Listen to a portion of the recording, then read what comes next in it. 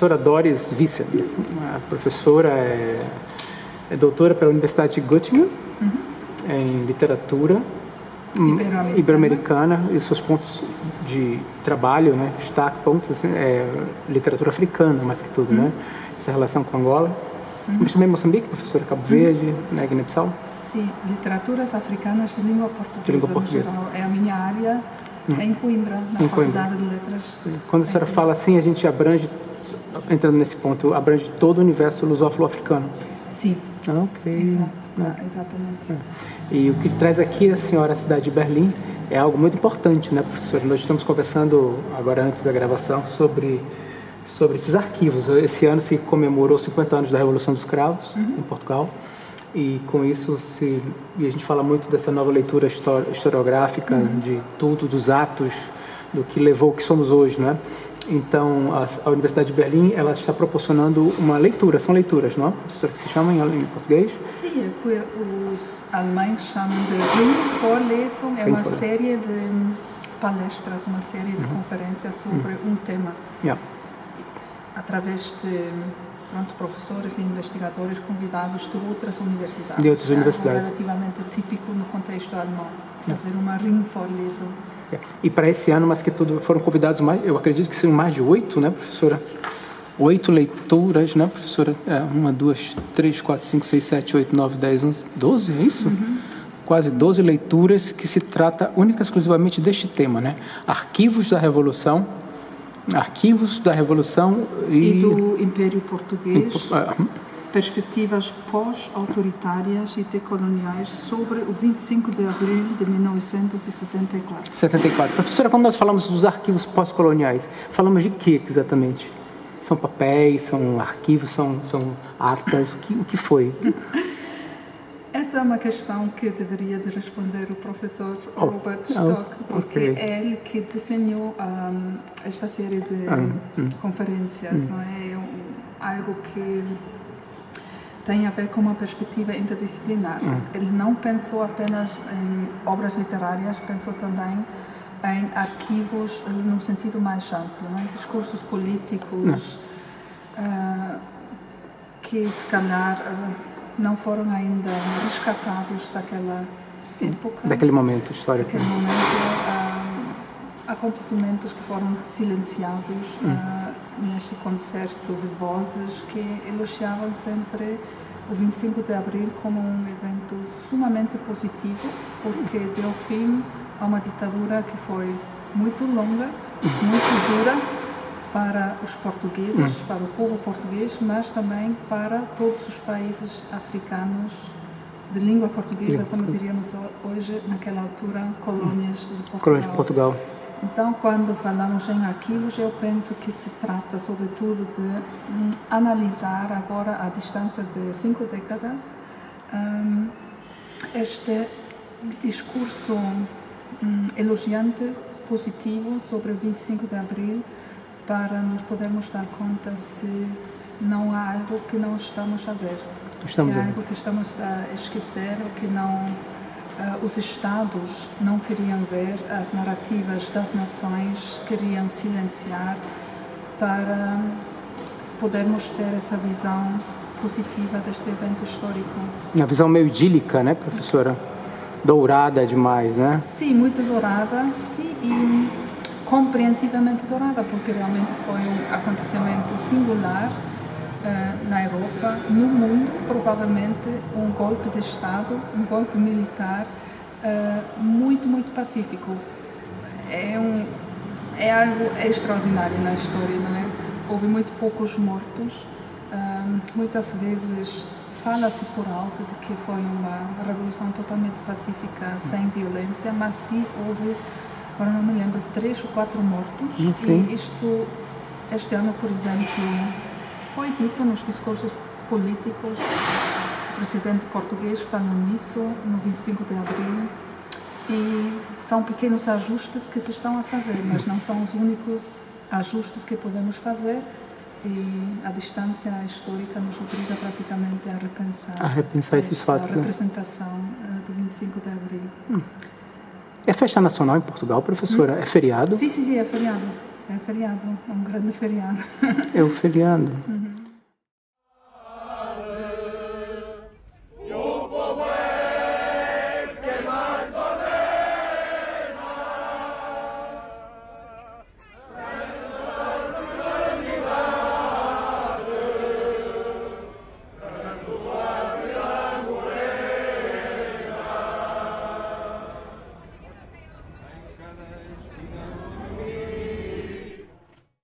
Pode dizer que foi feito um processo, foi meio que entrecortado de verdade. Podia ter sido melhor, professora? A partir daquele momento a gente pode julgar o passado, porque a gente sabe no que deu, né? Mas o que a senhora acha? Impossível, né? Você tem essa resposta. Essas questões, os historiadores, as historiadoras não gostam muito dessas questões hipotéticas. Hipotéticas, né? Como podia ter sido se tal coisa tivesse acontecido. Não. Essas hipóteses históricas são muito difíceis. Podia ter sido melhor, mas o que podemos dizer é que há coisas que não correram bem e há coisas que também são responsabilidade dos governos portugueses. Nem tudo é responsabilidade dos governos portugueses, porque a partir de certo momento há governos independentes nos PALOP, nos países africanos de língua portuguesa, que também têm a sua parte de responsabilidade. Eu vim falar nesta Ringvorlesung sobre um caso muito específico na Guiné-Bissau. Por acaso, desta vez não falo de Angola, falo da Guiné-Bissau e de um conto sobre algo que tem vindo a ser conhecido como a africanização da guerra, ou a africanização das Forças Armadas Portuguesas e da PIDE. A PIDE é a polícia, é o departamento... É a polícia secreta do Estado Novo, podemos dizer. Então, a partir de certo momento, no século XIX, Portugal e também outras potências colonizadoras europeias recrutavam africanos para os seus exércitos, porque sem essa força não teria sido possível a conquista efetiva destes territórios. E durante o que em Portugal se chama Guerra Colonial e em África luta pela independência, foi necessário recrutar muitos africanos para realmente ter uma hipótese de força militar suficientemente grande para fazer estas guerras nos 3 territórios, em Angola, Guiné-Bissau e Moçambique. E no final destas guerras, no início da década de 70, quase a metade do exército português compunha-se de africanos. E há um conto de Tony Checa, escritor guineense, sobre esta circunstância. Ele demonstra o destino dessas pessoas que lutavam, diríamos hoje, do lado errado da história, porque para eles foi o lado errado. E seus destinos estavam totalmente, não sei como dizer, estragados. Não tinham lugar nesse mundo pós-revolução, neste mundo das independências, porque não,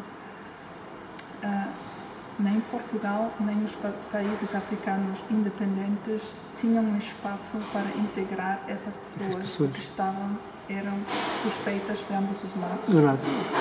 E são vidas trágicas sobre as quais urge falar mais, porque de vez em quando há manifestações por parte dos veteranos africanos dessa guerra, dos parentes e filhos dessas pessoas que ainda estão a reclamar pensões e recompensações ao Estado português. Então, este é um caso muito concreto, não algo que se possa generalizar, ou seja, nem por isso podemos dizer tudo correu mal, a Revolução dos Escravos não foi pacífica, que foi, em grande medida pacífica, mas temos que olhar também para estes lados mais escuros, mais complicados. Mais complicados, mais complexos, né, professora? Muito simples tudo dizer que acabou, né? Não acabou. Eu fiquei interessado no livro, professora. Como se chama e o autor? Sim, o livro chama-se Quando os Cravos Vermelhos Cruzaram o Jeba. O Jeba é um grande rio em Guiné-Bissau cuja margem norte fica a capital, Bissau. Então é uma situação geográfica semelhante à de Lisboa, não é? A margem norte do Tejo. Então, quando os escravos vermelhos cruzaram o Geba, é um livro de 4 contos sobre os efeitos da Revolução dos Escravos na Guiné-Bissau. Ou seja, o símbolo dos escravos vermelhos chegam ao rio Geba. É o Geba.